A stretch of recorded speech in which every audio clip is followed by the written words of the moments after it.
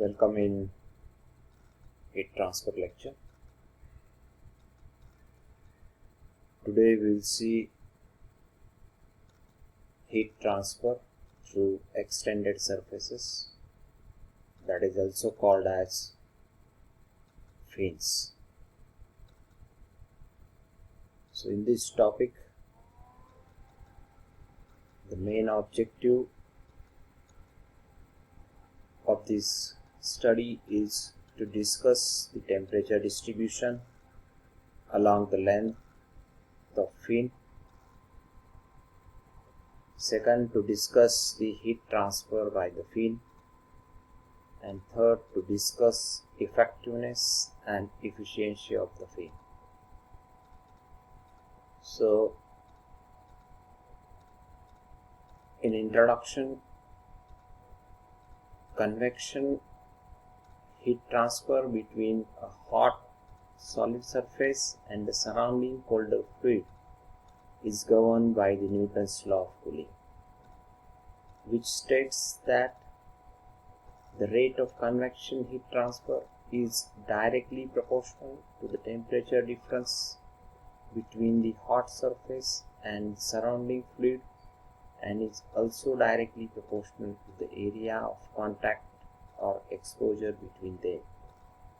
So Newton's law of cooling, you can define, we already studied this in last lecture, that is in different modes of heat transfer. For conduction we are using Fourier law of heat conduction, for convection we are using Newton's law of cooling, and for radiation we are using Stefan-Boltzmann law. So in Newton's law of cooling, the convection heat transfer rate you can find out by using that is equation HA delta T. Delta T is surface temperature minus your fluid temperature, where H is the convection heat transfer coefficient and area is A is the area of contact or exposure. So that is the basic fundamental of convection. So we are going to study the fins. Fins are generally used to enhance the heat transfer rate. So example of surfaces where fins are used are the air-cooled IC engines, refrigeration condenser tubes, electric transformer, reciprocating air compressor, semiconductor devices, and automobile radiators.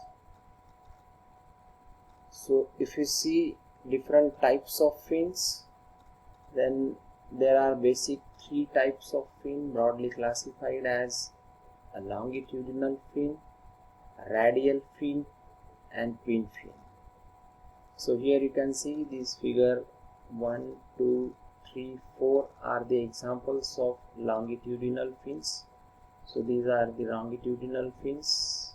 Figure A, B, C, D shows that longitudinal fins. Then the radial fins, you can see these two types of fins are the radial type of fins, and these are the twin fins of different shapes, that is circular twin fin, that is conical twin fin. So the basic types of fins are the longitudinal fin, radial fin, and twin fin. So fins are generally used to increase the rate of heat transfer. So here you can see this, by extending this part to the base part, we are increasing the effective surface area, and because of this increase in effective surface area, your heat transfer rate is increases. So if you go for the analysis of fin, then there are some basic assumptions in fin analysis. Analysis of fin to determine temperature distribution and heat flow is carried out by assuming first steady state heat conduction, second no heat generation within the fin, third uniform heat transfer coefficient over the entire surface of the fin.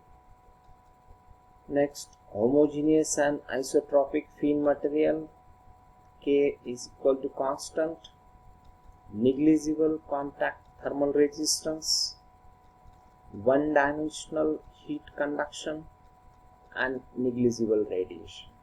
So by considering these assumptions, we can go for the analysis of fin.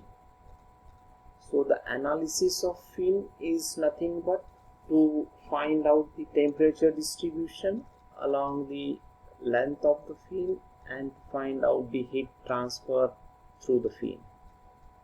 So here you can see temperature distribution and heat flow through a rectangular fin. Here we are going to consider the rectangular fin. You can see this is the rectangular fin attached to this base surface. So this is your hot surface.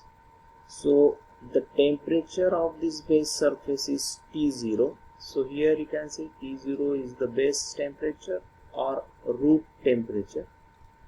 Then heat is conducted from the base into the fin at its root, and then while simultaneously conducting along the length of the fin.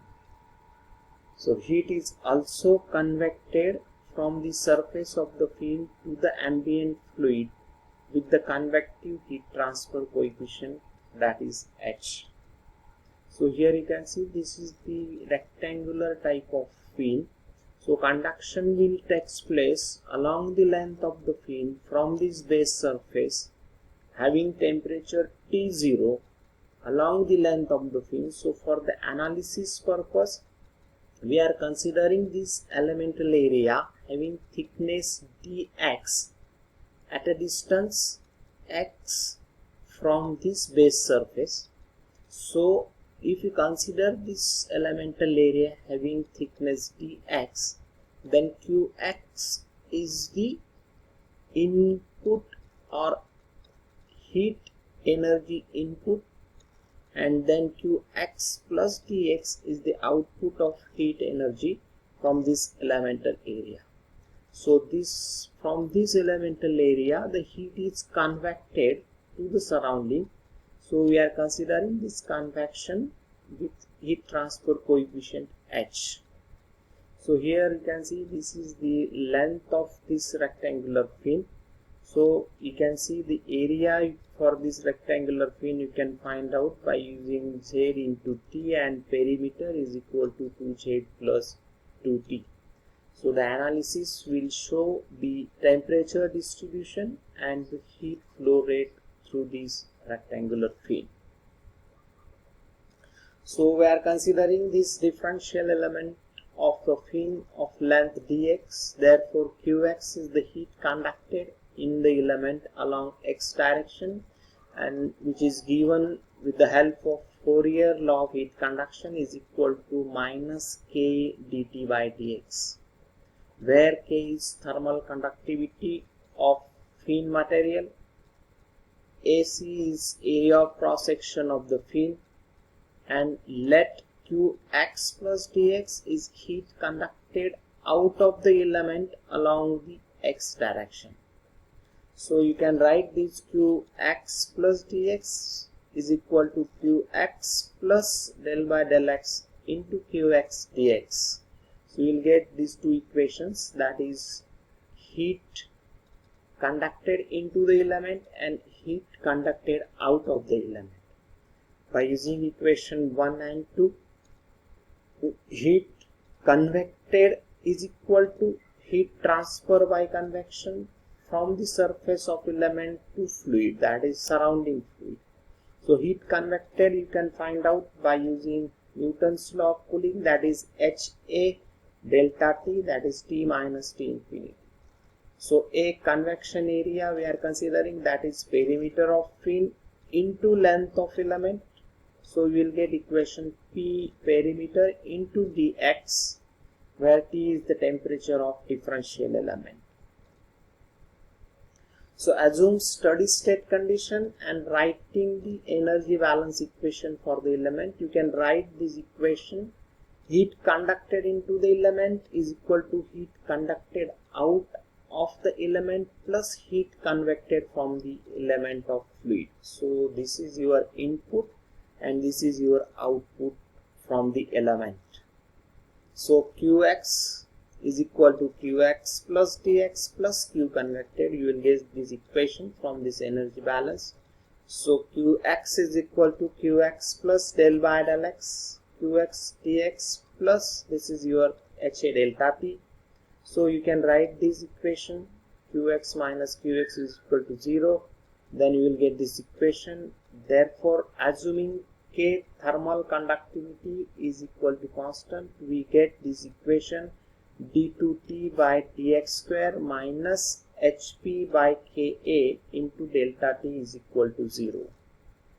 So here you can see by putting delta T, that is T minus T infinity is equal to theta, then you will get this dt by dx is equal to d theta by dx, and d2T by dx square is equal to d2 theta by dx square.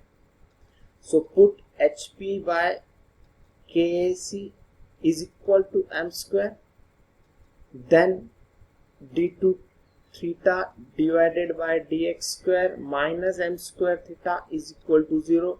So we get the second order differential equation. So this is your second order differential equation in theta.